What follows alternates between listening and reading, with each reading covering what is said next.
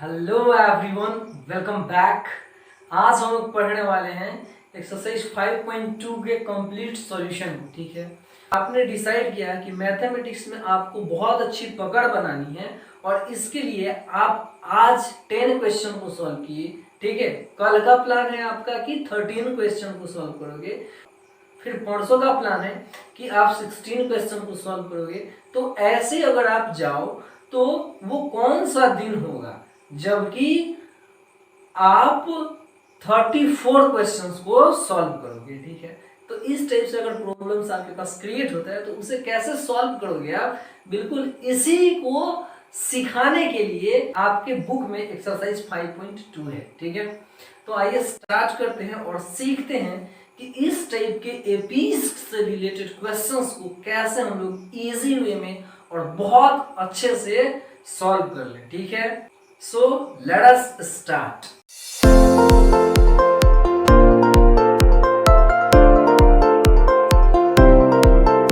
Question number 4 है कि ये जो एपी गिवन है 3 8 13 डॉट डॉट डॉट डॉट, तो इस एपी का कौन सा टर्म 78 होगा। मतलब आपको एन की वैल्यू फाइंड आउट कर देनी है।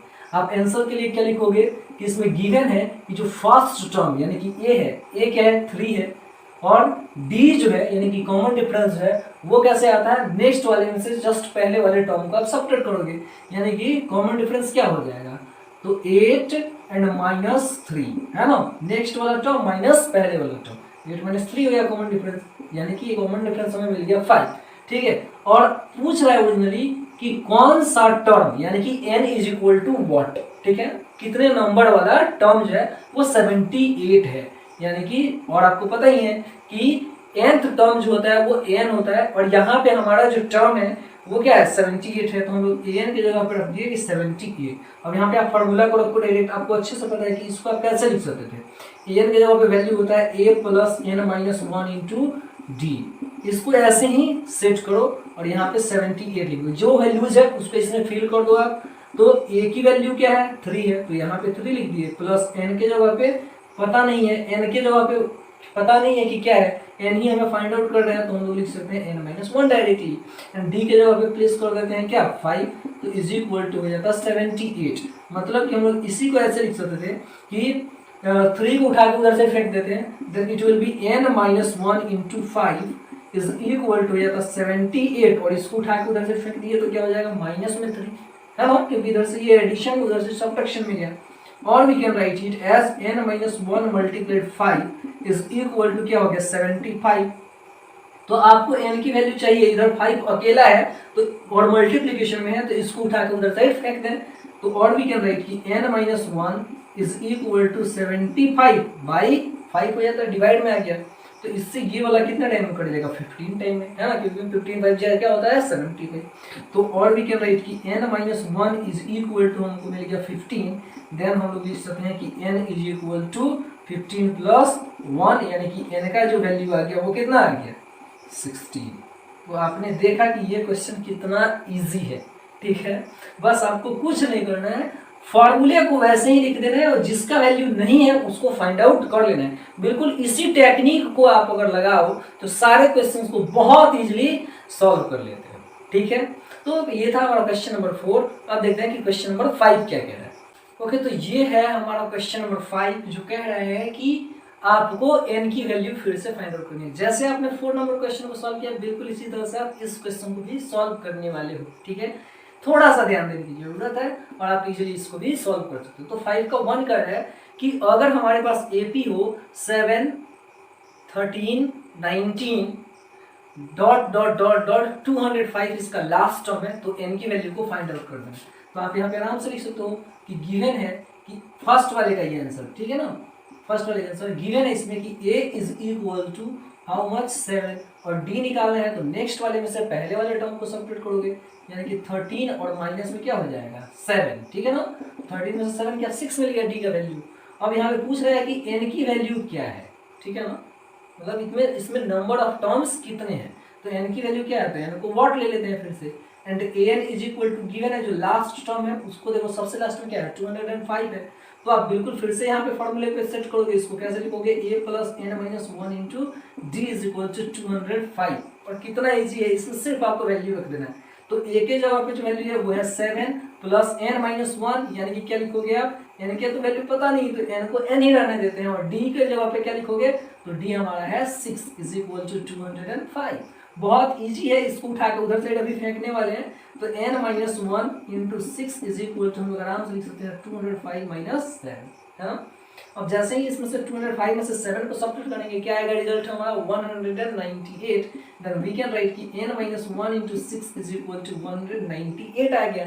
ठीक है, इस 6 को उठा के उधर से पटकते हैं, तो वी कैन राइट कि n minus 1 is equal to 198 by 6। तो 6 से 3 टाइम्स में 18 हो गया है ना, 1 बच गया, तो फिर से 6 3 से कर देंगे, तो यानी कि n minus 1 is equal to हमारा रिजल्ट आ रहा है 33। इस 1 को क्या कर रहे हैं, इधर साइड हम लोग रख के उधर साइड उसके भाई के पास भेज देते हैं, तो इसका भाई उधर है, तो n इज इक्वल टू हो जाएगा 33 प्लस 1, यानी कि और आ जाएगा हमें कि n इज इक्वल टू 34 हो गया। सो हम लोग आराम से लिख सकते हैं कि hence the number of terms is how much 34। So this is how you can solve the first number question of 5। ठीक है, सेकंड को आप बिल्कुल खुद से करो, ठीक है, बहुत ही इजी है। नाउ सी कि क्वेश्चन नंबर 6 को कैसे सॉल्व करें। Okay, let us see that. अगर हमें 11 8 5 2 डॉट डॉट डॉट का एक टर्म प्रूफ करना हो कि माइनस 150 है, तो n का वैल्यू क्या आना चाहिए, एक होल नंबर आना चाहिए, ठीक है ना। और अगर होल नंबर आएगा तो हम जनरली कहेंगे, तो हम डेफिनेटली कहेंगे कि ये जो माइनस 150 है टर्म, ये 11 8 5 2 डॉट डॉट डॉट का ही एक टर्म है, ठीक है ना। तो यहाँ इसको सॉल्व करते हैं। आंसर के लिए हम लोग लिखेंगे कि इसमें जो गिवन है a is equal to how much, A हमारा है 11, ठीक है। डी को आप कैसे फाइंड आउट करोगे, नेक्स्ट वाले में से पहले वाले को सब्ट्रैक्ट करोगे, यानी कि 8 में से 11 को सब्ट्रैक्ट किया आपने, क्या मिलेगा आपको, डी के जगह पे -3। और जो लास्ट टर्म होने वाला है एन, वो क्या होने वाला है, -150 होने वाला है, ठीक है ना। N is equal to what है, यही आपको फाइंड आउट करना है। तो इसके जगह पे फिर से फॉर्मूला को सेट करेंगे, है ना। देन हम लिखेंगे कि हेंस व्हाट, ए एन के जगह पे क्या लिख सकते हैं, A plus N minus 1 into D is equal to -150। Simply ऐसे ही लिखेंगे। तो और क्या हो जाएगा, ए के जगह वैल्यू को प्लेस कर देते हैं, तो 11 हो गया, प्लस एन माइनस 1 यहाँ पे लिख देते हैं, इंटू डी के जगह पे जो वैल्यू आएगा वो क्या है हमारा -3 है, ठीक है, इज इक्वल टू -150 है। तो इस 11 को फिर से उठा के उधर से भेज देंगे, तो क्या हो जाएगा, n minus 1 multiplied -3 is equal to, ये इधर साइड आया अपने भाई के पास, तो ये प्लस में है, उधर साइड माइनस में जाएगा, यानी कि -150 एंड माइनस हो जाएगा 11। तो दोनों साइन सेम है, तो इसको क्या करना पड़ेगा, हमें ऐड करना पड़ेगा, तो ऐड कर देते हैं इसको। देन वी कैन राइट कि n minus 1 multiplied -3 is equal to -150 में से 11 को जब सब्ट्रैक्ट कर देंगे तो क्या हो जाएगा, -161। ओके, अब क्या करना है कि इधर से -3 मल्टीप्लिकेशन में, तो उधर से इसको पटा कर देते हैं, है ना, डिवीजन में हो जाएगा। Can write it as n minus 1 is equal to how much, -161 and divided by -3। तो माइनस से माइनस वाली रात कहानी तो गई, n minus 1 is equal to बच रहा है 161/3, ठीक है। और सिर्फ अगर हम n की वैल्यू को फाइंड आउट करें तो n इज इक्वल टू 161/3 और प्लस में हो जाता है 1, ठीक है, इतना सिंपल है ये। और we can write this thing as n is equal to 161 और प्लस में जाता है, इधर से 3 मल्टीप्लाई हो गया है ना, और बाई में 3 ही रह जाता है, then n will be equal to 164/3 आ रहा है हमारा रिजल्ट, ठीक है। तो आप देख रहे हो कि ये एक होल नंबर नहीं है, यहाँ पे ये कंप्लीटली एक नंबर नहीं आया है, और इसको डिवाइड भी करें तो पॉइंट में हमारा आंसर आ जाएगा, है ना। तो इसीलिए ये होल नंबर नहीं आ रहा है n का वैल्यू, तो आप पूरी तरह से कह सकते हो कि ये जो हमारा टर्म है -150 वो 11 8 5 2 डॉट डॉट डॉट का एक टर्म नहीं है। तो आप लिख दो यहाँ पे, hence -150 is not equal to not a term of the given AP. हो गई यहाँ पे भी इसकी नाम कहानी एकदम सिंपल सा चीज है। ओके, नाउ सी कि क्वेश्चन नंबर 7 क्या करें और इसको कैसे सॉल्व करें। ओके, तो ये हमारा क्वेश्चन नंबर 7 बहुत इजी क्वेश्चन है। इसमें गिवन है कि जो 11th टर्म है वो क्या है 38, ठीक है, और जो 16th टर्म है वो क्या है 73, तो हमें 31st टर्म निकालना है।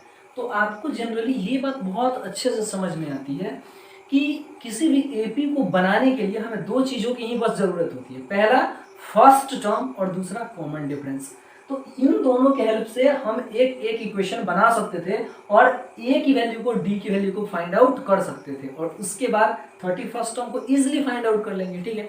तो आप सिंपली समझो कि क्या किया जा रहा है, क्या है, A11 इज इक्वल टू 38 है, तो इसको आप ऐसे लिख सकते थे और लिख लेना इसको, और क्या लिख सकते हो कि A प्लस 10D यानी कि 11 minus 1 into D is equal to 38 आप लिखते, ठीक है ना। फिर से इसी चीज को हम लोग ऐसे भी लिख सकते थे कि A प्लस 11 में से 1 गया तो 10D इज इक्वल टू 38, और इसको आप ले लो कि ये इक्वेशन फर्स्ट है, ठीक है ना। बिल्कुल इसको देखते हैं, इसी तरह से करते हैं, क्या है 16th टर्म है ना 73, तो आप इसको ऐसे लिख सकते थे कि A plus 16 minus 1 into D is equal to 73, मतलब कि ये चीज हो जाता है कि A प्लस 16 में से 1 गया तो क्या मिल गया 15D इज इक्वल टू हो गया 73, और ये हो गया हमारे लिए इक्वेशन सेकंड, ठीक है।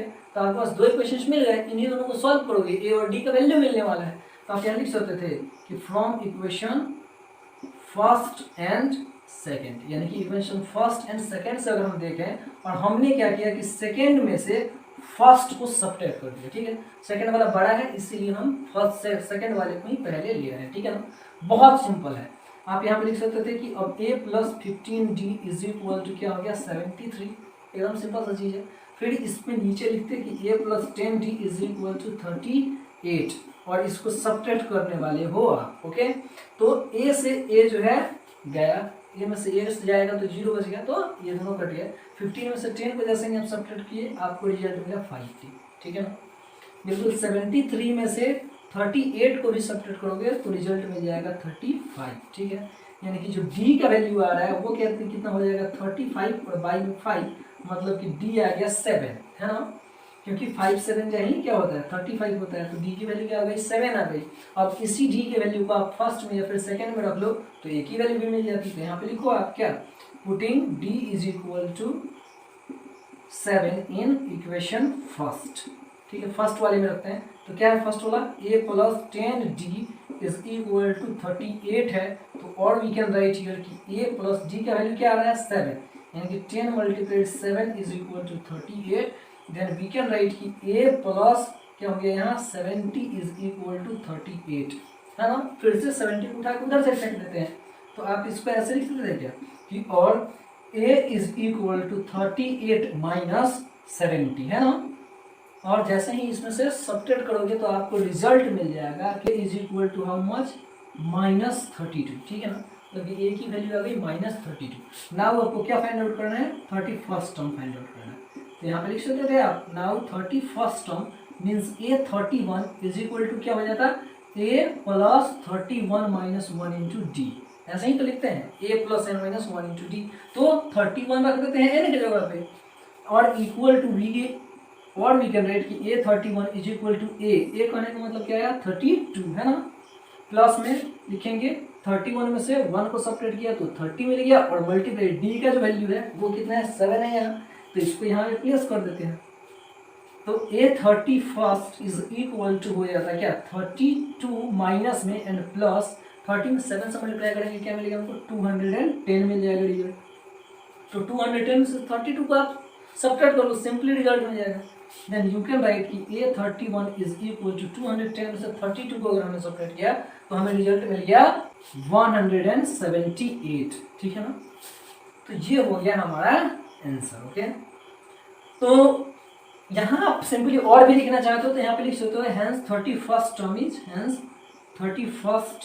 Term is how much 178। कितना सिंपल है, मैंने क्या किया है हमारे पास 11th टर्म 38 है तो इससे हमने एक इक्वेशन बनाया, फिर 16th टर्म 73 है, फिर इससे एक इक्वेशन बनाया, दोनों इक्वेशन को सॉल्व किया और D और A के वैल्यू को फाइंड आउट कर लिया, ठीक है। और जैसे ही 31 टर्म निकालना था तो उस A और D के वैल्यू को इसमें प्लेस कर दिया जो कि हमने दोनों इक्वेशन से फाइंड आउट किया था, ओके। तो ये था हमारा सिंपल वे एकदम इस क्वेश्चन को सॉल्व करने का। Okay, now see question number 8 को कैसे इजीली सॉल्व करें। ओके, सो लेट अस सी क्वेश्चन नंबर 8। ओके, तो ये है क्वेश्चन नंबर 8। ठीक है, इस बहुत सिंपल क्वेश्चन है, 7 से भी समझ लो आपकी इजी है। ठीक है, बस थोड़ा सा दिमाग लगाना है। कितना? थोड़ा सा। ओके, तो क्वेश्चन कह रहा है कि टोटल नंबर ऑफ टर्म्स जो है एक एपी में कितने होना है? 50 है ना। और थर्ड टर्म को कह रहा है कि 12 है, और फिर कह रहा है कि 50th टर्म यानी कि 50वां टर्म जो है वो 106 है। इसमें उन्होंने लिखा है कि लास्ट टर्म 106 है, तो आपको पता ही है टोटल नंबर ऑफ टर्म्स कितना है? 50, यानी कि लास्ट टर्म क्या हो जाएगा? A50 और लास्ट टर्म क्या हो गया? 106। सिंपल सा चीज है। तो हमें फाइंड आउट करना है कि A29 यानी कि 29th टर्म क्या है। तो आप फिर से समझ रहे हो कि 29 टर्म फाइंड आउट करने के लिए ए और डी की जरूरत है ना। तो हमको ए और डी फाइंड आउट करना होगा। ए और डी कहाँ से मिलेगा? वो यहाँ से मिलेगा, इस गिवन से। क्या कि A3 = 12 है, तो इसको कैसे लिख सकते हैं आप कि A + 3 - 1 × D = 12 है ना। मतलब कि इसी को आप फिर से ऐसे लिख सकते थे कि A + 2D = 12। कितना सिंपल है। और इसको फिर कैसे लिखते हैं आप कि A + 50 - 1 × D = 106। मतलब फिर से इसको अगर देखें तो ये क्या मिल गया हमको? A + 49D = 106। कितना सिंपल है ना। और यहाँ से हमने इसको बना लिया इक्वेशन फर्स्ट, इसको बना लिया इक्वेशन सेकंड, और A और D के वैल्यूज को फाइंड आउट करेंगे, इसमें प्लेस कर देंगे। तो आई होप कि ये क्वेश्चन आप खुद से कर लोगे। ठीक है ना। बस इन दोनों इक्वेशंस को आपको सॉल्व कर लेना है। Okay, and you can solve it very easily. Okay, तो इस क्वेश्चन को मैं रहने देता हूं यहीं पे ब्रेक लगा के, और हम देखते हैं कि क्वेश्चन नंबर 9 को कैसे सॉल्व करें। ओके, सो लेट अस सी क्वेश्चन नंबर 9। ओके, तो ये रहा एक और इजीएस्ट क्वेश्चन। ठीक है, क्या कह रहा है क्वेश्चन, इसको थोड़ा सा समझने का प्रयास करते हैं। क्वेश्चन कह रहा है कि जो थर्ड टर्म है वो 4 है। ठीक है, और जो 9th टर्म है वो कितना है? -8 है। तो आपको पता करना है कि कौन सा टर्म अगर एपी बनाया जाए तो इसका कौन सा टर्म 0 होगा। ठीक है, ए को डी को फाइंड आउट करोगे और यहाँ पे आप रखने वाले हो। ठीक है, तो गिवन यही ना आप सबसे पहले कि A3 = 4, A9 = -8, An = 0, तो n = what। यहाँ से हम लोग इक्वेशन को बनाएंगे। ठीक है, दो इक्वेशंस को बनाएंगे। ऊपर वाले से अगर देखें तो A + 3 - 1 × D = 4 हो जाता है। यानी कि इसी को हम लोग ऐसे भी लिख सकते थे कि A + 2D = 4। बार बार समझाने का तो जरूरत है नहीं कि कैसे, क्योंकि 3 में से 1 गया तो 2 ही हो गया, तो इक्वेशन फर्स्ट यहाँ मिल गया। ठीक है, इसको फिर देखें तो A + 9 - 1 × D आराम से लिख देंगे हम -8। ठीक है ना।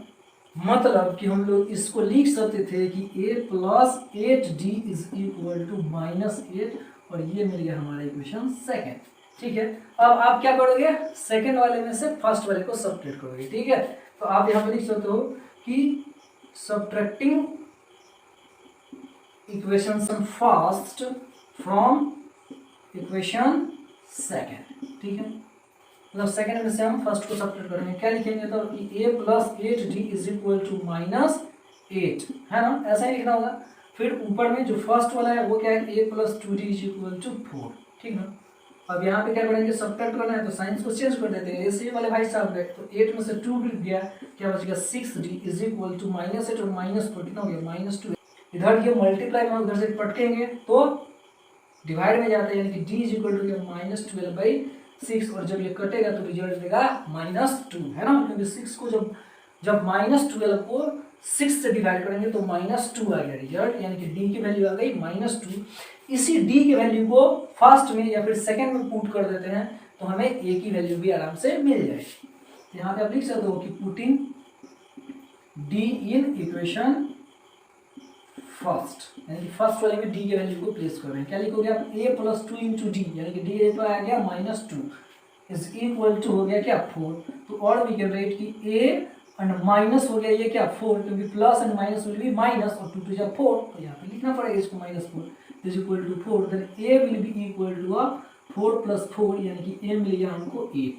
ठीक है, A की वैल्यू तो मिल गई। अब आपको क्या करना है कि An = 0 है, नाउ ऐसा है भाई साहब कि an इज इक्वल टू 0, मतलब इसको हम आराम से लिख देंगे कि a plus n minus 1 into D is equal to 0। अब a की वैल्यू को d की वैल्यू को रखेंगे, n की वैल्यू को फाइंड आउट करेंगे। तो a की वैल्यू क्या है 8 है, इसको लिख सकते हैं आराम से कि 8 plus n minus 1 into D क्या है हमारा, d वाले भाई साहब है -2, तो मल्टीप्लाई में लिख लेते हैं -2 इज इक्वल टू 0, है ना। तो और वी कैन राइट कि 8 को उठा के उधर से फेंकना पड़ेगा, तो मिल गया हमको n minus 1 multiplied -2 is equal to, ये इधर साइड आया तो 0 माइनस 8, 0 में से 8 को सब्ट्रैक्ट करेंगे तो -8 मिल गया, है ना। मतलब कि हम लोग इसको और लिख सकते थे कि n minus 1 is equal to, ये देखो इधर साइड मल्टीप्लाई में उधर से पटकेंगे डिवाइड में जाएगा, क्या हो गया -8 बाई -2, तो माइनस माइनस गया और 2 4 जा 8, है ना। मतलब हमें मिल गया अब कि n minus 1 is equal to 4, और जब n minus 1 is equal to 4 तो इस -1 को भी उठा के उधर से फेंक देते हैं, है ना। तो इस बार ये माइनस में उधर से प्लस में जाने वाला है, तो भाई भाई एक साथ हो जाएगा, दोनों जुट जाएगा, 4 + 1 हो जाएगा, तो हम लोग लिख सकते हैं n इज इक्वल टू क्या 5, ठीक है। मतलब हमें क्या मिल गया कि फिफ्थ जो टर्म होगा वही क्या होने वाला है 0 होने वाला है, यानी कि हम लोग लिख सकते हैं नाम से कि hence fifth term is what 0। बस हो गया, कितना इजी था, सिर्फ इक्वेशन फर्स्ट बनाया सेकंड बनाया और an इज इक्वल टू हमने 0 ले लिया है, तो हम an इज इक्वल टू 0 में a और d की वैल्यू को प्लेस कर देंगे इक्वेशन 1 एंड सेकंड को सॉल्व करने के बाद। तो ये था हमारा क्वेश्चन नंबर 9, हाँ। एक और इजीएस्ट क्वेश्चन जो कि क्वेश्चन नंबर 10 है, इसको भी देख लेते हैं। Okay, let us see that. मैंने पहले ही बोला है कि सारे क्वेश्चन लीजिए, बस आप इक्वेशन को सेट करो और आंसर फाइंड आउट करो। तो वैसे ही ये क्वेश्चन नंबर 10 है और ये क्वेश्चन कह रहा है कि if 17th term of an AP exceeds its 10th term by 7 then find the common difference. मतलब हमें कॉमन डिफरेंस इस बार फाइंड आउट करना है डी की वैल्यू, ठीक है। और क्वेश्चन ने कहा है कि हम यहाँ पे लिख सकते हैं नाम से गिवन, क्वेश्चन ने आपको कहा है कि जो 17th टर्म है वो क्या है हमारे 10th टर्म से 7 ज्यादा है। बस हो गया काम समाप्त, इतना ही था। 17th term is equal to 10th term plus 7, तो यहाँ 17th टर्म की जगह पर हम लोग आराम से लिख सकते थे क्या a plus 17 minus 1 into D, यही होगा 17th टर्म। और 10th टर्म क्या हो जाएगा, वो हो जाएगा a plus 10 minus 1 into D, कितना सिंपल है, और प्लस में है 7, है ना। तो और वी कैन राइट कि a प्लस ये हो गया कितना 16d इज इक्वल टू, ये हो गया a प्लस 9d और फिर प्लस में हो जाएगा 7, ठीक है। भाई भाई को एक साथ करने का काम कर लेते हैं हम। ओके, तो इसको उठा के इधर से लेके आएंगे, बस क्या लिखना पड़ेगा a प्लस 16d और माइनस में a इधर आया और ये d इधर आया, तो इसको लिख देंगे 9d इज इक्वल टू 7। बहुत सिंपल है। अब भाई भाई साहब तो गए इक्वल भी हैं और माइनस में भी, यानी कि a से ये गया 16 में से जब 9 को सेपरेट किया हमने, हमें क्या रिजल्ट मिल गया 7d मिल गया, है ना। 16 डॉग में से 9 डॉग गया तो कितना डॉग बचा 7 डॉग, यानी कि 7d इज इक्वल टू 7 हो गया। और वी कैन राइट इट कि d इज इक्वल टू 7/7 और d will be equal to 7 को 7 1। तो आप यहाँ लिख सकते हो कि hence common difference is how much 1। हो गया आपका आंसर, कितना इजी है। बस आपको लिखना है कि 17 term is equal to 10th term plus 7, हो गया। ओके, तो ये क्वेश्चन है हमारा क्वेश्चन नंबर 11 और ये कह रहा है कि which term of the AP 3 15 27 39 dot is 132 more then it's 54th term. मतलब आपको सिंपली बहुत अच्छे वे में समझना है कि एपी में जो आपको जो चीजें गिवन है वो कौन कौन सी चीजें गिवन है। सबसे पहला चीज की इसमें फर्स्ट टर्म जो दिया है, फर्स्ट टर्म क्या है 3 है, ठीक है। और कॉमन डिफरेंस अगर आप निकालो तो नेक्स्ट वाले टर्म में से फर्स्ट वाले टर्म को सब्ट्रैक्ट करेंगे, यानी कि क्या लिखेंगे यहाँ हम लोग 15 माइनस 3, तो मिलेगा कॉमन डिफरेंस कितना 12, है ना। अब क्वेश्चन कह रहा है एसी क्वेश्चन, बहुत गर्मी लग रहा है वैसे भी, है ना। तो अकॉर्डिंग टू क्वेश्चन हम लोग लिख सकते थे यहाँ पे कि a plus 54 minus 1 into D या फिर ये नहीं लिखना चाहता है, नहीं समझ में आया, तो यहाँ आप समझो क्वेश्चन में कह रहा है कौन सा टर्म एपी का 54th टर्म से क्या है 132 ज्यादा है। तो आप यहाँ पे लिख सकते हो कि अकॉर्डिंग टू क्वेश्चन हम लोग ये रिलेट कर सकते हैं, let nth term is 132 more than 54th term, यानी कि मान लिया हमने कि nth टर्म है वो जो कि 132 ज्यादा है 54th टर्म से। तो सिंपली आप यहाँ पे इस पे एक इक्वेशन सेट करने जा रहे हो, nth टर्म जो है nth टर्म उसकी वैल्यू 132 ज्यादा है 54th टर्म से, यानी कि 54th टर्म में हम लोग 132 को ऐड कर देंगे तो हमको nth टर्म मिल जाएगा। कितना सिंपल है। और इसी को आप लिख सकते थे कि a plus n minus 1 into D is equal to हो जाता है फिर से कि a प्लस क्या हो जाता है, ये 54th टर्म है तो ये 54 के जगह पे क्या लिखेंगे हम लोग 54 माइनस 1 इंटू डी और प्लस में हो जाएगा 132।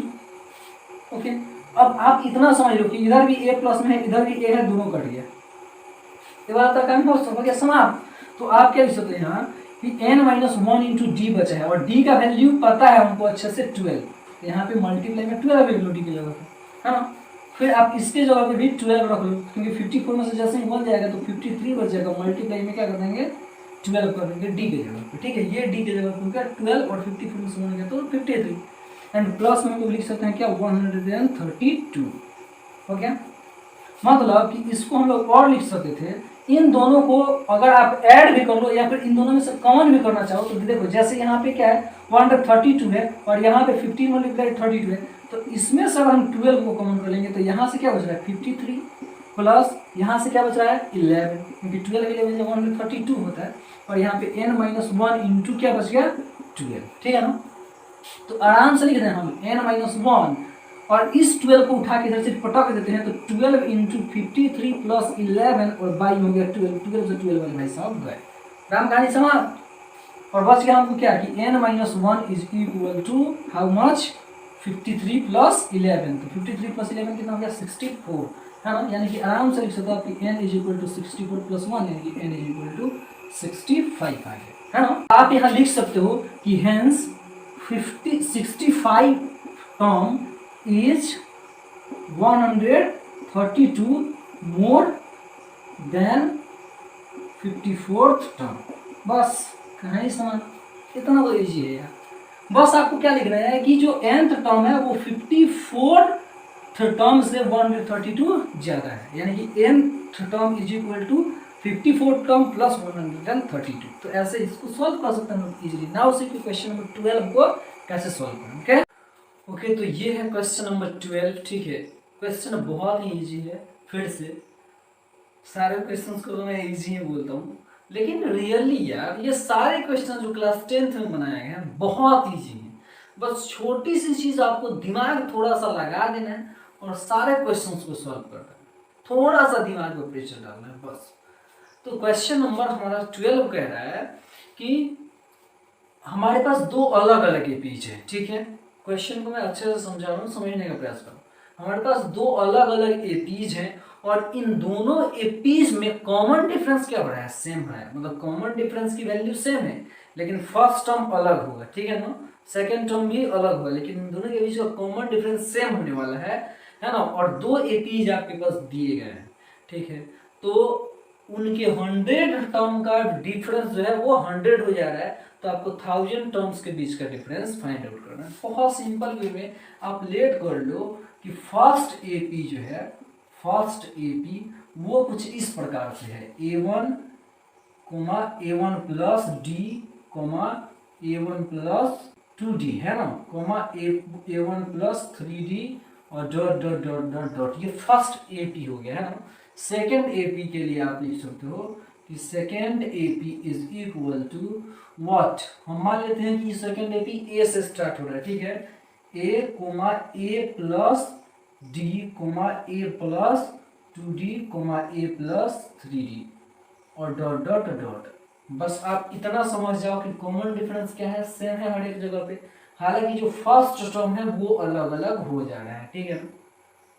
बस इतना हो गया। अब आपको आना है क्वेश्चन पे। क्वेश्चन ने आपसे क्या कहा था, अकॉर्डिंग टू क्वेश्चन हम लोग डायरेक्टली यही बात कहेंगे कि जो 100 टर्म का बीच का डिफरेंस है वो कितना हो जा रहा है 100 हो रहा है। तो फर्स्ट वाले का जो 100 टर्म होता है वो कितना हो जाता है a1 plus 100 minus 1 into D. ये फर्स्ट वाले का 100 टर्म हो गया, ठीक है। माइनस में क्या करना है सेकेंड वाले का 100 टर्म, तो यानी कि सेकेंड वाले का 100 टर्म निकालना है तो माइनस में आप लिखते क्या, सिर्फ यहाँ पे होता पहले a, क्योंकि फर्स्ट टर्म इसका a हो रहा है, तो यहाँ पे a प्लस क्या लिखते हैं आप, तो 100 माइनस 1 इंटू डी, है ना, इज इक्वल टू 100। इसका मतलब हो गया कि फर्स्ट वाले का 100 टर्म है माइनस सेकेंड वाले का 100 टर्म इज इक्वल टू 100, ठीक है। और हमारा क्वेश्चन बिल्कुल सेट हो रहा है गिवन चीज पे, क्या कि फर्स्ट वाले का 100 टर्म और सेकेंड वाले का 100 टर्म दोनों के बीच का डिफरेंस 100 हो गया काम। और आप यहाँ पे लिख सकते थे कि a1 प्लस में हो गया क्या 100 माइनस 1 तो 99d हो गया, ठीक है ना। ये माइनस में हो जाएगा सिर्फ a, ठीक है, और प्लस माइनस माइनस हो जाएगा, है ना। और इसमें से 100 में से 1 को सब्ट्रैक्ट करोगे 99 आ जाएगा और d का d रह गया यहाँ पे, इज इक्वल टू हमारा रिजल्ट 100 मिल गया। अब आप समझो कि इस वाले 99d से इस ये वाला 99d गया, लेकिन ये दोनों तो सेम नहीं है, तो हम लिख सकते हैं कि a1 minus a is equal to आ रहा है 100। इसको इक्वेशन 1 ले लो आप, ठीक है ना, कि 1000 टर्म के बीच का डिफरेंस क्या होगा। तो इस बार यहाँ पे 100 टर्म था, तो इस बार 1000 टर्म्स लिख दो आप। क्या लिखोगे आप, a1 plus 1000 minus 1 into D हो जाता है। ये हो गया फर्स्ट वाले का 1000 टर्म माइनस सेकेंड वाले का 1000 टर्म। तो सेकेंड वाले के लिए क्या लिखेंगे, a plus 1000 and minus 1 into D, है ना, इज इक्वल टू व्हाट पूछ रहा है, इज इक्वल टू कितना, ठीक है। तो आराम से इसको लिख लो आप। फिर से इसको क्या लिख सकते हैं, a1 प्लस 999d माइनस ये a यहाँ पे आ गया, तो फिर क्या लिखोगे, प्लस और माइनस माइनस हो गया और 1000 में से 1 को सब्ट्रैक्ट करेंगे, फिर से यहाँ पे 999d आ गया, इज इक्वल टू पूछ रहा है अभी भी कि व्हाट, ठीक है ना। तो और हम लोग लिख सकते हैं आराम से कि ये 999d से 999d गया, तो क्या बच गया, a1 minus a is equal to what. और ये a1 माइनस a का वैल्यू कितना है, यहाँ पे दिखाई दे रहा है फर्स्ट वाले इक्वेशन के। तो आप लिख सकते हो आराम से कि a1 माइनस a की जगह पे 100, तो क्या लिख सकते हैं यहाँ कि hence a1 minus a is equal to 100, कहाँ से, from equation 1, from equation first. हो गया आपका आंसर। यहाँ पे देख रहा हो ना, a1 माइनस a आ गया है, तो a1 minus a is equal to कितना, तो वो 100। इससे सिंपल कुछ भी दिखाई नहीं देगा। हो गया, तो ये था हमारा question number 12। Now see question number 13 को कैसे सॉल्व करें। तो आपके जानकारी के लिए मैं बता दूं पहले ही कि 13 नंबर क्वेश्चन कई बार आपके सीबीएसई के एग्जाम में पूछा जा चुका है, यू कैंट इवन काउंट, ठीक है ना। तो बहुत इंपॉर्टेंट क्वेश्चन है ये। और ये क्वेश्चन कह रहा है क्या कि कितने 3 डिजिट्स नंबर्स ऐसे हैं जो कि 7 से डिविजिबल है, ठीक है। तो 3 डिजिट्स नंबर स्टार्ट करो कि कहाँ से स्टार्ट हो रहा है जो कि 7 से डिविजिबल हो रहा है, ठीक है। तो आप यहाँ पे लिख सकते हो, सबसे पहले एपी बनाना होगा आपको। तो आंसर के लिए लिख सकते हो, हम लिखेंगे कि हमारे पास वी हैव 3 डिजिट्स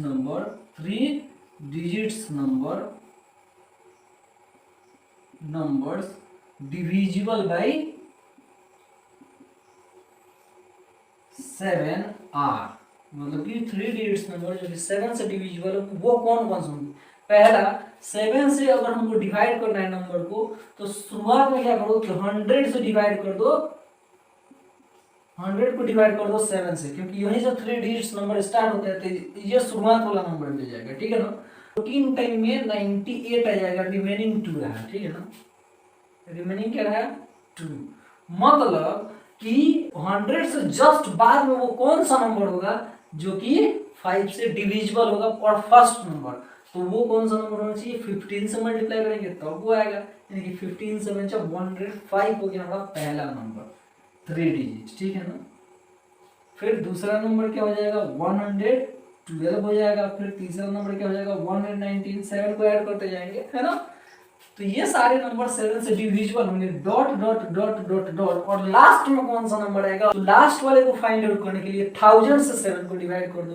1000 से जैसे ही आप 7 को डिवाइड करोगे तो 14 टाइम में तो फिर से ये 98 हो ही गया, 2 बच गया 0, तो 7 2 जा कितना हो गया 14, है ना। यहाँ पे 6 बचा था। मतलब आप क्या समझ रहे हो, डिवाइड करने के बाद रिमाइंडर 6 आ रहा है। मतलब आपको क्या समझ रहा है कि 1000 में से जैसे ही 6 को सब्ट्रैक्ट करोगे तो आपको लास्ट 3 डिजिट नंबर मिल जाएगा। तो 1000 में से 6 को सब्ट्रैक्ट करोगे तो क्या आ जाएगा 994, यानी कि लास्ट वाला डिजिट है वो होगा हमारा 994, जो कि 7 से डिविजिबल होगा। आप करके देख लो, इसके जस्ट बाद जो नंबर आएगा वो आ जाएगा 1001, जो कि 3 डिजिट नंबर है ही नहीं। तो यही सारे 3 डिजिट्स नंबर होंगे जो कि डिविजिबल होंगे किससे, 7 से। अब आपको फाइंड आउट करना है कि इनका नंबर क्या है। तो लास्ट टर्म आपके पास पता है, फर्स्ट टर्म पता है, कॉमन डिफरेंस भी पता ही है ना। तो आपको क्या निकाल देना है, नंबर ऑफ टर्म्स निकाल देना है, ठीक है। अब नंबर ऑफ टर्म्स निकालने का टेक्निक लगाओ। तो आप यहाँ पे लिख सकते हो आप कि हम मान लेते हैं कि n टर्म्स है टोटल, है ना। तो क्या लिखेंगे, let n terms are total here, ठीक है। मान लेते हैं कि यहाँ पे n टर्म्स है टोटल, ठीक है। तो हम लोग लिख सकते हैं कि a n यानी कि जो लास्ट टर्म है वो कितना है 994, है ना। और a n के लिए क्या लिखना पड़ेगा आपको कि a plus n minus 1 into D is equal to 994, है ना। तो a को तो a ही रखो आप, a क्या है हमारा 105 है, बस हो गया। n के जगह पे पता नहीं है, n ही तो फाइंड आउट करना है, तो n माइनस 1 रख लेते हैं, n को n ही रखने देते हैं, इंटू d के जगह पे जो वैल्यू है, कॉमन डिफरेंस कितने कितने का हो रहा है 7 का हो रहा है। तो आप यहाँ पे क्या लिख सकते हो, मल्टीप्लाई में 7 इज इक्वल टू जाएगा 994 इजीली, ठीक है। तो आप इस 105 को उधर साइड भेजोगे, लिखोगे n minus 1 into 7 is equal to 994 और माइनस में हो जाएगा 105। ओके, सिंपल सा चीज है। 994 में से 105 को आप सब्ट्रैक्ट करोगे तो क्या मिलेगा रिजल्ट 889, ठीक है ना। इतना रिजल्ट मिल जाएगा। और यह इधर मिला कि n माइनस 1 मल्टीप्लाइड 7, तो 7 इधर मल्टीप्लाई में उधर से डिवाइड में जाएगा। तो और वी कैन राइट कि n minus 1 is equal to 889 और बाई में हो गया 7, तो 7 1 जा 7, 1 बच गया, तो 7 2 जा 14, फिर 4 बचा है 9, तो 7 7 जाए, यानी कि हम लिख सकते हैं कि n इज इक्वल टू 127 यहाँ पे बचा है। इस 1 को खींच के उधर से ले जाएंगे तो प्लस मिल जाएगा, यानी कि हमको मिल रहा है कि n is equal to 127 and 1 128, then write here 128। मतलब आप क्या लिख सकते हो आराम से कि here how much numbers are there, 128 numbers are there divisible by 7 and they are 3 digits number। तो इजीली लिख सकते हैं कि here 128 numbers are found which are divisible by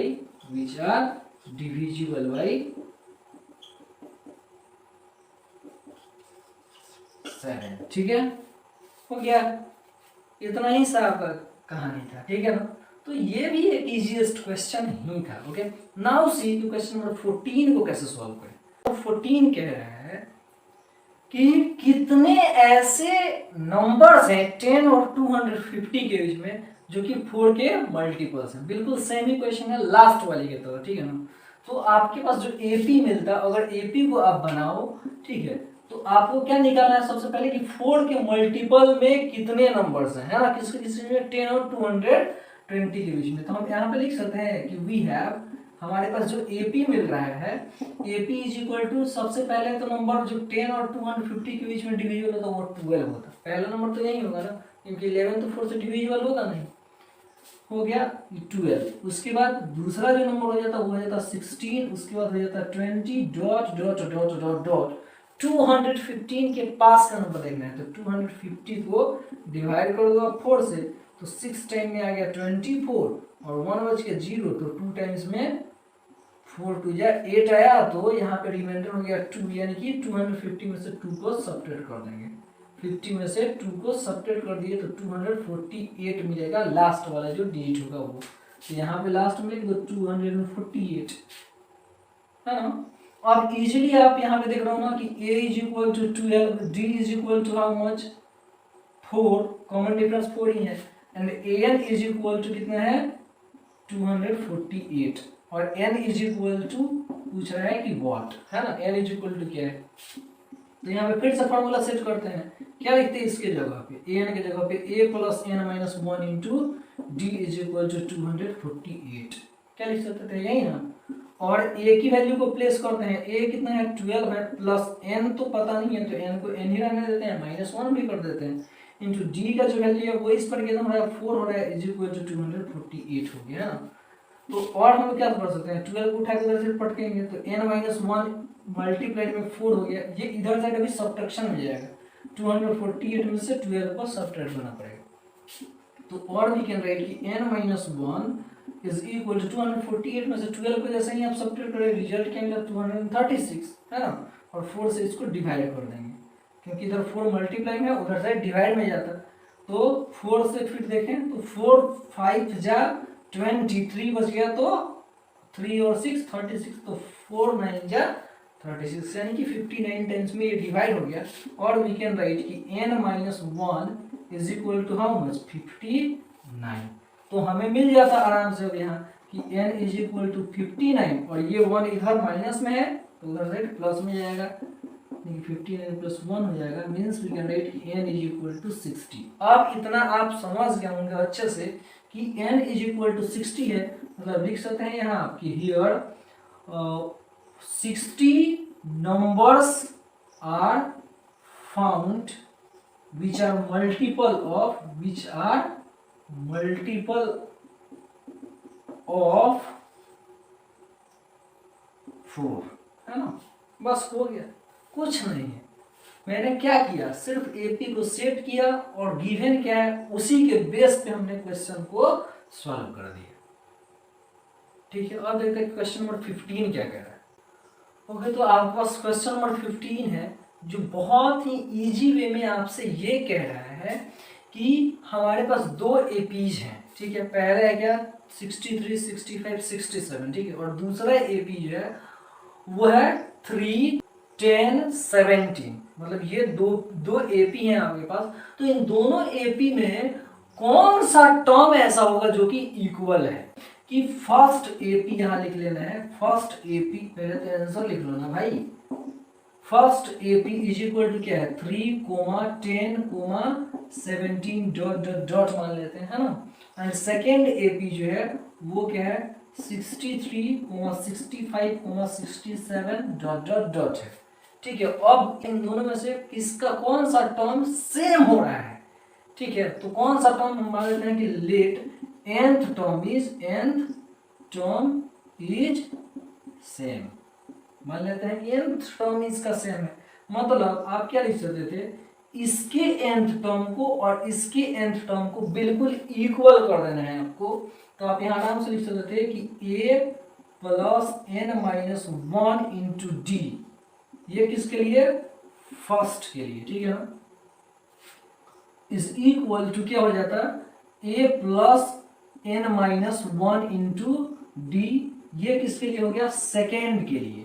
okay, अब फर्स्ट वाले के सारे वैल्यूज इसमें रख दो, सेकेंड वाले के सारे वैल्यूज इसमें, तो फर्स्ट वाले के सारे वैल्यूज यहाँ पे आते हैं अगर, तो a के जगह पे क्या है 3 प्लस n तो पता नहीं है, n ही तो फाइंड आउट करना है, तो n माइनस 1 इंटू डी का जो वैल्यू है, d इसमें कितना है 7 है, कॉमन डिफरेंस सब जगह पे, इज इक्वल टू ये है हमारा a, तो दूसरे वाले के लिए आपकी बार इस बार चाहिए, है ना।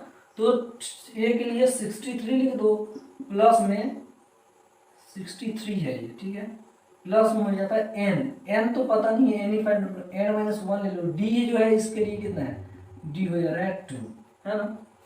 बहुत इजी वे में इसको सॉल्व कर सकते हैं हम, कि फिर यहाँ पे लिख सकते हैं हम लोग क्या 3 प्लस 7 में n से मल्टीप्लाई किया तो 7, और माइनस में 7 1 से मल्टीप्लाई किया तो 7 हो गया, है ना, इज इक्वल टू 63 ये वाला हो गया, फिर प्लस में लिखना होगा 2 में n से मल्टीप्लाई किया तो 2n और माइनस में क्या करना होगा 2। ओके, तो और इसको आप क्या लिख सकते हो, यहाँ पे हो गया ये 3 में से जैसे ही 7 गया तो माइनस में 4 हो गया और प्लस में लिखोगे आप 7n इज इक्वल टू 63 में से 62 को सब्ट्रैक्ट कर लिया तो 61 बची है और प्लस में हो गया 2n, है ना। भाई भाई को एक साथ करते हैं, तो इधर -4 इसका भाई है, ये इसका भाई, तो इसको इसके साथ इसको इसके साथ करेंगे तो और वी कैन राइट कि 7n ये इधर आया तो माइनस में हो जाएगा 2n, ये हो जाएगा 61, ये उधर चल गया तो प्लस में 4, तो 7n में से 2n को हमने सब्ट्रैक्ट किया, कितना रिजल्ट मिल गया 5n, है ना। 7 नोज माइनस 2 नोज इज इक्वल टू 5 नोज, तो 5n मिल गया, यानी कि 61 में आप 4 से जब एडिशन करेंगे तो 65 मिल गया। तो हम इजीली लिख सकते हैं यहाँ कि n का जो वैल्यू हो जाता है n इज इक्वल टू 65/5, यानी कि हो गया n इज इक्वल टू हमारा 30। लिख सकते हो here 13th number 13th term, है ना, 13th टर्म ऑफ AP आर इक्वल, और यहाँ एपीज लिखो एपी नहीं, ठीक है ना। तो ये हो गया हमारा क्वेश्चन नंबर 15, ठीक है। नाउ सी क्वेश्चन नंबर 16 कैसे सॉल्व करना है। ओके, तो ये हमारा क्वेश्चन नंबर 16, ठीक है। बहुत अच्छे से मैं क्वेश्चन को समझा रहा हूँ, आप ध्यान से सुनिए।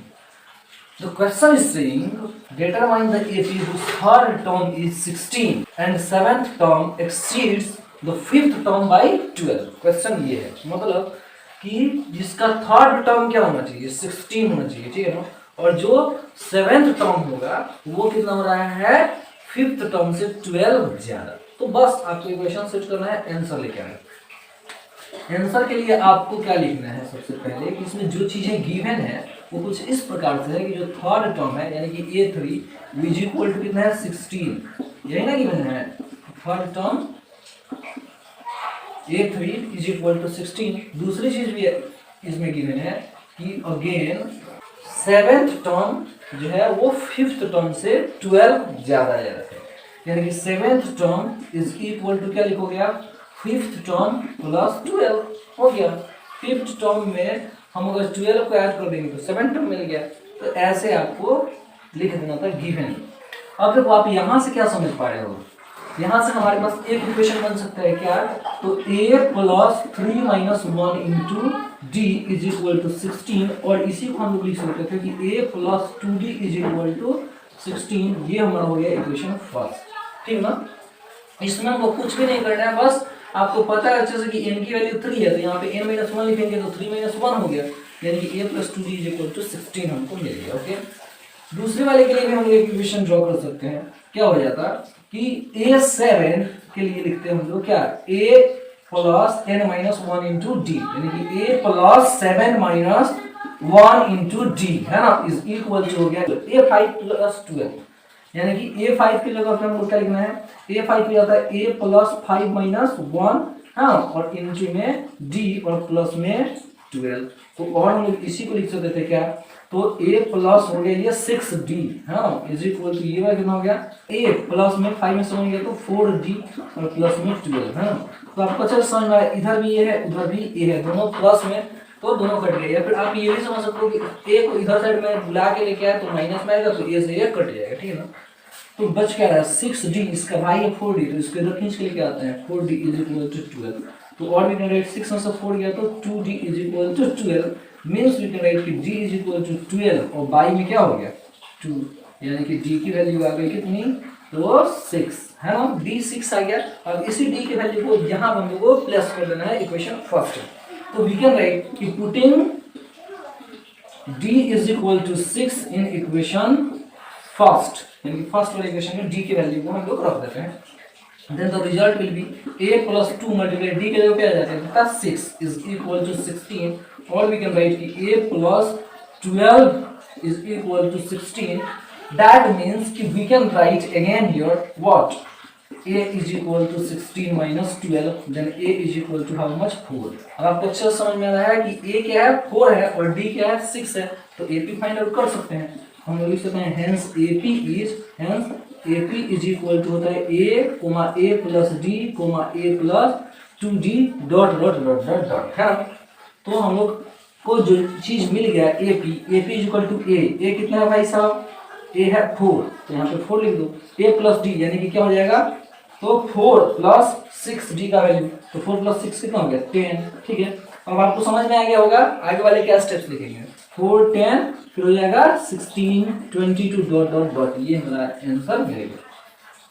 कुछ नहीं, फर्स्ट इक्वेशन को बनाया हमने, जो फर्स्ट चीज गिवन था उससे, फिर क्या किया हमने, इधर सेकेंड इक्वेशन जैसे था उसको वैसे ही रखा, तो डी की वैल्यू मिल गई, ठीक है। अब इसी ए और डी के हेल्प से हम दुनिया का कोई भी एपी बना सकते हैं, है ना।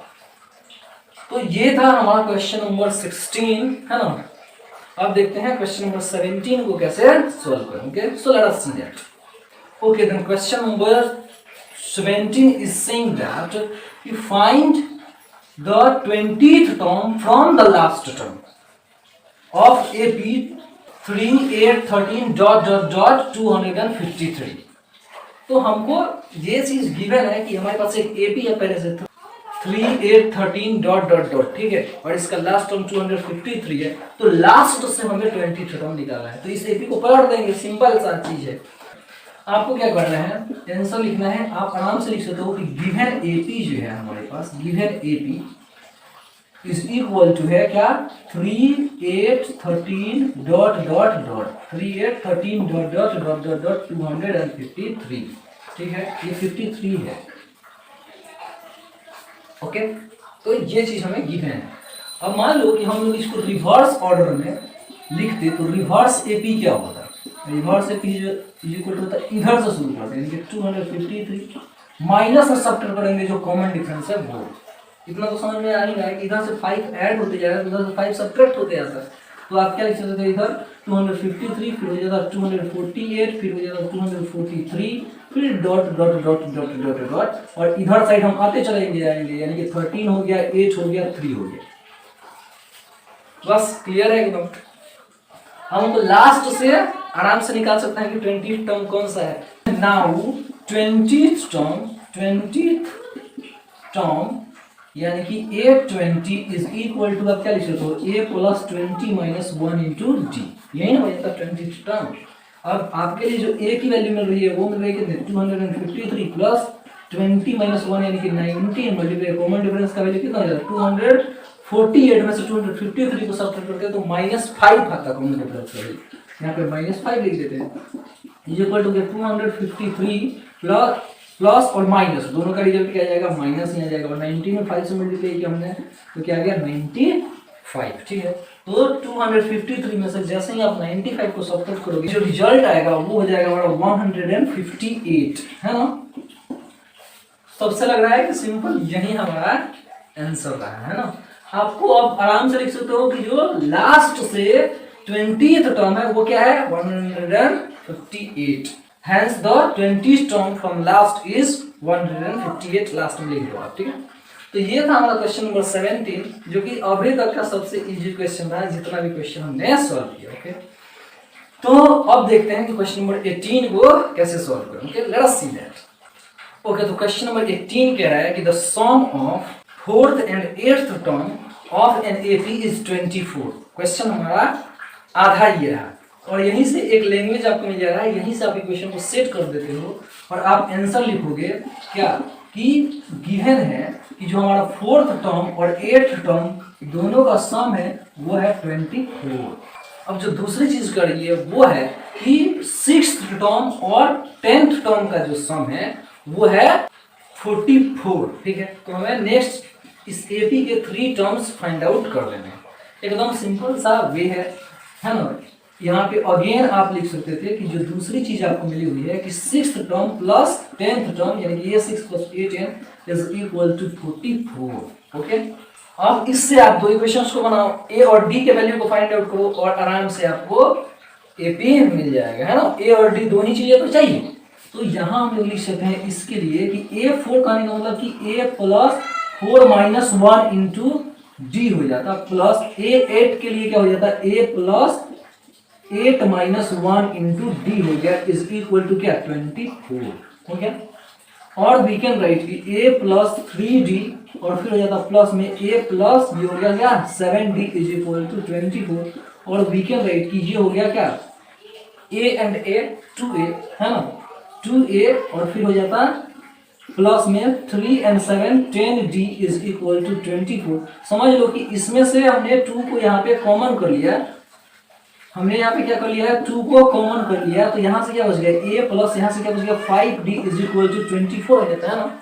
तो और वी कैन राइट कि 2 को इसको उठा के 2 को उठा के उधर से पटक देते हैं, तो a plus 5d is equal to क्या मिलेगा 12। 24 को 2 से डिवाइड करेंगे तो रिजल्ट आ जाएगा हमारा 12 है ना। तो ये हमारे लिए इक्वेशन फर्स्ट रहा। यहाँ पे भी हम लोग आराम से इक्वेशन बना सकते हैं। क्या कह रहा है ये कि a6, तो हम लोग इसके लिए लिख सकते हैं क्या a plus 6 minus 1 into D plus a10 है तो a10 के लिए हो जाएगा a plus 10 minus 1 into D is equal to आ रहा है 44। और you can write this thing as well a plus 6 में से 1 गया तो क्या हो जाएगा 5d और प्लस में हो जाएगा a प्लस में हो जाएगा ये 10 में से 1 गया तो 9d इज इक्वल टू 44 है ना। तो a को दोनों का ऐड कर लिया हमने तो क्या मिल गया 2a प्लस 5 और 9 क्या हो गया 14d इज इक्वल टू 44। ठीक है, यहाँ से दोनों में से हम लोग क्या कर सकते हैं 2 को कॉमन कर सकते हैं, then take the common as 2 and it will be यहाँ से a बच गया और यहाँ से क्या बच गया 7d बच गया है ना। इसको 7d थोड़ा अच्छे से लिख लेते हैं 7d इज इक्वल टू 44। अब इस 2 से इसको डिवाइड करेंगे then the result will be a plus 7d is equal to ये जो 44 2 से डिवाइड होगा रिजल्ट विल बी 22। ठीक है, अब आपको दिखाई दे रहा है ये बड़ा वाला वैल्यू है ये छोटा वाला वैल्यू है, तो सेकंड वाली इक्वेशन में से ये हो गया हमारा इक्वेशन सेकंड, इस सेकंड वाली इक्वेशन में से इस फर्स्ट वाली इक्वेशन को सब्ट्रैक्ट कर दो है ना। तो आप लिख सकते हो इजीली कि subtracting equation first from second है ना, मतलब कि सेकंड वाले में से फर्स्ट वाले को सब्ट्रैक्ट करना है। तो सेकंड वाला क्या है हमारा वो है a plus 7d is equal to 22 है ना, और यहाँ पे क्या है a plus 5d is equal to 12, तो यहाँ लिख देते हैं a plus 5d is equal to 12। अब इधर सब्ट्रैक्ट करना है तो माइनस माइनस का 7 से 5 गया तो क्या है result 2d is equal to 22 में से 12 सब्ट्रैक्ट किया हमने तो क्या मिल गया 10 means d is equal to how much 5 के फिर 2 उधर जाके 10 को डिवाइड किया अंदर रिजल्ट विल बी 5, यानी कि d की वैल्यू आ गई कितनी 5। आप क्या करोगे d के वैल्यू को पुट कर दोगे फर्स्ट वाले इक्वेशन में या फिर सेकंड वाले इक्वेशन में तो ये की वैल्यू मिल जाएगी। तो अब यहाँ पे लिख सकते हो आराम से पुटिंग d इन इक्वेशन फर्स्ट हो गया, फर्स्ट वाले इक्वेशन में हमने d की वैल्यू को रखा, देन हमको मिल जाता है कि a प्लस 5d यानी कि 5 मल्टीप्लाई d कितना है 5 है ना इज इक्वल टू 12। ओके, तो और वी कैन राइट कि a plus 25 is equal to 12 means a is equal to क्या हो जाता 12 माइनस 25 हो गया इधर आया था ना। अब हम लोग लिख सकते हैं कि a is equal to minus 13, दो चीजें मिल गई है a और दूसरा d, तो AP इज इक्वल टू क्या हो जाता है ना AP जो होता है हमारा वो किस फॉर्म में होता है भाई, तो a plus d a plus 2d और dot dot dot dot dot इसी फॉर्म में AP होता है।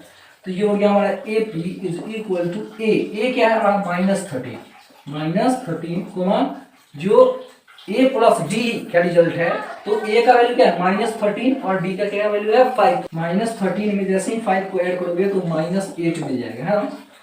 फिर जो नेक्स्ट टर्म चाहिए तो फिर आपको क्या करना होगा a के जगह पे a ही रह गया यानी कि -13 और ये 2d हो गया यानी कि 2 में 5 से मल्टीप्लाई करेंगे तो 10 यानी कि -13 और प्लस 10 इज इक्वल टू हो जाता है क्या -3। ये होगा हमारे 3 टर्म से भी। ओके, क्या करना है जैसा क्वेश्चन ने कहा है कि 4th टर्म और 8th टर्म का सम 24 है ना, और फिर कहा है कि 6th टर्म और 10th टर्म का सम कितना है 44 है। तो इसी के बेस पे आपको इक्वेशन को बना लेना है और एक बार इक्वेशन बन गया तो उस इक्वेशन को सॉल्व कर लेना है, a और d के वैल्यू को फाइंड आउट कर लेना है और उसी a और d का वैल्यू का यूज करके हम लोग AP को बना देंगे। हो गया, तो ये था हमारा क्वेश्चन नंबर 18। अब देखते हैं क्वेश्चन नंबर 19। ओके ओके, तो फिर से मैं क्वेश्चन नंबर 19 को बहुत इजी वे में समझा रहा हूँ, थोड़ा सा आपको दिमाग लगाना है। ठीक है, क्या कर रहा है कि 1995 में सुबारा ने एक कंपनी में काम करना शुरू किया। ठीक है, पहली बार जो उसको सैलरी मिला वो था 5000। ठीक है, और हर एक साल उसका सैलरी 200 करके इंक्रीज होते जा रहा है। ठीक है, तो कौन से ईयर में उसे 7000 रुपीज एज सैलरी मिलेगा, तो AP बना लेना है आपको। आंसर के लिए आप लिख सकते हो कि AP इज इक्वल टू तो सुबह राउत ने 95 में काम करना शुरू किया। सबसे पहली सैलरी इसकी क्या थी 5000 है ना।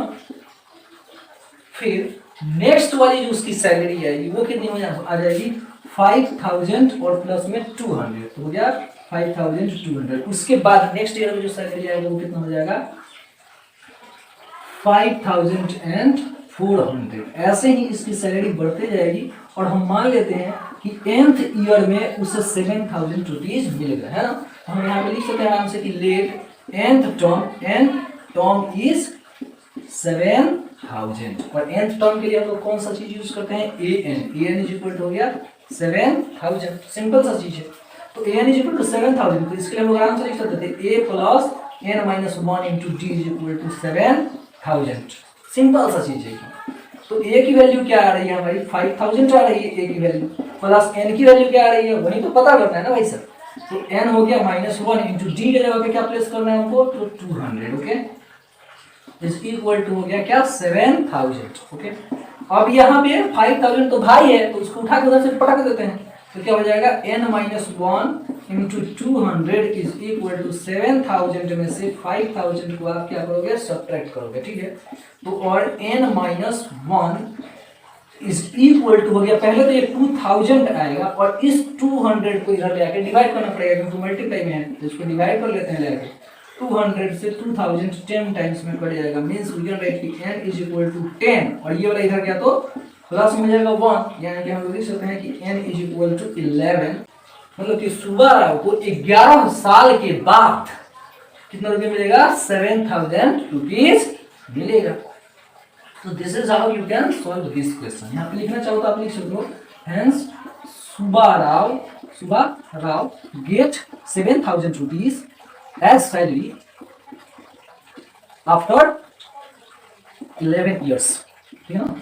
और 11 years मान लो कि फाइंड आउट भी करना चाहते हो कि 11th ईयर कौन सा है तो 1995 में 11 को ऐड कर दो तो रिजल्ट आ जाएगा क्या 2006। तो ऐसे आप इस क्वेश्चन को भी इजीली सॉल्व कर सकते हो। लंबा चौड़ा क्वेश्चन दिया बस आपको डराने के लिए है ना, डरपोक समझ लिया है।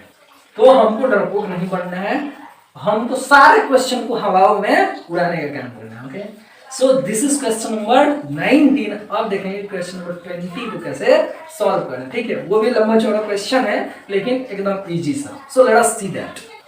ओके रामकली ने क्या किया है कुछ सेविंग्स करना शुरू किया है ठीक है। और पहले वीक में एक ईयर के पहले वीक में वो बचाती है कितना रुपया 5 रुपीज है ना। और धीरे धीरे इसको इंक्रीज कर दिया मतलब कि फर्स्ट में 5 रुपीज बच जाएगी फिर नेक्स्ट वाले वो 5 प्लस 1.75 रुपीज बचाई फिर नेक्स्ट वाले वीक में वो 5 प्लस 1.75 प्लस 1.75 रुपीज बचाई ठीक है। मतलब आप सिंपली यहाँ लिख सकते हो आंसर के बेसिस पे कि गिवन है हमारा क्या जो चीज गिवन है वो है कि a इज इक्वल यानी जो फर्स्ट टर्म हो रहा है वो 5 हो रहा है ठीक है एंड d जो हो रहा है वो क्या हो रहा है 1.75 रुपया वो हर एक वीक इंक्रीज करते जा रही है। तो d हमारा है 1.75। आपको अच्छे से पता है कि AP इज इक्वल टू लिखना हो देन आप आराम से लिख सकते हो कि AP is equal to how much a plus d a plus 2d dot dot dot dot dot. अब पूरा राम कहानी लिखोगे इसमें बस 2d तक लिख के छोड़ दो। तो और यू वी कैन राइट कि AP इज इक्वल टू क्या हो गया a के जगह पे 5 आ गया 5 प्लस 1.75 आ जाएगा और यहाँ हो जाएगा a के जगह पे 5 प्लस 2 मल्टीप्लाइड d के जगह पे हो गया 1.75 डॉट डॉट डॉट है ना। तो और we can write it as AP is equal to how much ये हो गया 5 5.6 पॉइंट हो जाएगा ना 75 ठीक है ना। दूसरा हम क्योंकि 5 में 1.75 का ऐड करेंगे 6.75 वैसे ही यहाँ पे 2 में 1.75 से मल्टीप्लाई कर देंगे तो 175 टू कितना होता है 350। 5 में 3.5 को ऐड करेंगे क्योंकि 1.75 में 2 से मल्टीप्लाई करेंगे तो 3.5 आएगा और 3.5 में जैसे ही 5 को ऐड करेंगे तो क्या आ जाएगा रिजल्ट 8.5 और dot dot dot dot dot last वाला जो टर्म है वो हमारा है 20.75। यहाँ पे 20.75 ले लेता है हमसे ठीक है। तो अब हमको क्या करना है ये देखना है कि कितने इसमें टर्म्स हो रहे हैं है ना। तो हम लोग क्या करेंगे यहाँ, let n terms are there, n terms are there. अब मान लेते हैं कि n टर्म्स है ना, और यही n हमारा वैल्यू है जिस वीक में उसका मनी 20.75 होने वाला है। तो हम यहाँ पे लिख सकते हैं let n terms are there, तो हम लिखेंगे कि लास्ट टर्म यानी कि n जो है वो कितना है 20.75 है ना। तो इसमें हम लोग क्या लिख सकते हैं, और a plus n minus one into d, n minus one into D is equal to 20.75 हो जाता है a n के जगह पे, हाँ इस a n के जगह पे ऐसे लिख सकते हैं, बिल्कुल सिंपल सा चीज है। और इसी को हम लोग क्या लिखे हैं, तो a का वैल्यू जो है वो है 5 प्लस में n माइनस वन, तो n माइनस वन ही रहा। d का वैल्यू आप देख ही रहे हैं कि 1.75 इंक्रीज हो रहा है, तो d का वैल्यू क्या है 1.75, अब इज इक्वल टू हो जाएगा 20.75 है ना। एक काम हम कर सकते हैं और कि इधर n माइनस वन रख लेते, ठीक है, तो मल्टीप्लाई में 1.75 भी रहता इज इक्वल टू ये वाला 5 उधर साइड भेजेंगे, 20.75 में से 5 सब्ट्रैक्ट हो जाता, तो हमको रिजल्ट मिल जाता ओरिजिनली 15.75, ठीक है ना। यानी कि हमको इतना रिजल्ट मिल गया। अब क्या लिख सकता हूँ कि n minus one is equal to, ये इधर मल्टीप्लाई में है तो उधर से ये डिवाइड में जाने वाला था, तो वी कैन राइट कि 15.75 डिवाइडेड बाई हाउ मच 1.75, तो इस पॉइंट से ये वाला पॉइंट गया है ना, 175 से 1575 को डिवाइड करेंगे तो ये 9 टाइम्स में आ जाएगा है ना। इसको डिवाइड किया हमने तो क्या आ गया हमारा रिजल्ट 9, ओके। यानी कि n minus one is equal to 9 हो गया, तो n इज इक्वल टू हो जाएगा कितना 10, क्योंकि ये 1 जाके उधर साइड ऐड होने वाला है, तो ये हो गया हमारा n का वैल्यू कितना 10। अब आप समझ पा रहे हो कि n का वैल्यू 10 है, मतलब हम क्या करेंगे कि hence in 10th week her money will be 20.75 rupees. That is our answer. Okay, so this is how you can solve this question as well. That is the last question.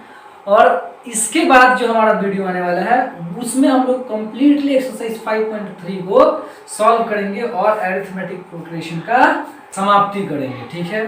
तो आज के लिए बस इतना ही, मिलते हैं अगले वीडियो में, ठीक है, एक कंप्लीट सॉल्यूशन के साथ मैथमेटिक्स के। Okay, so thank you for today, see you soon.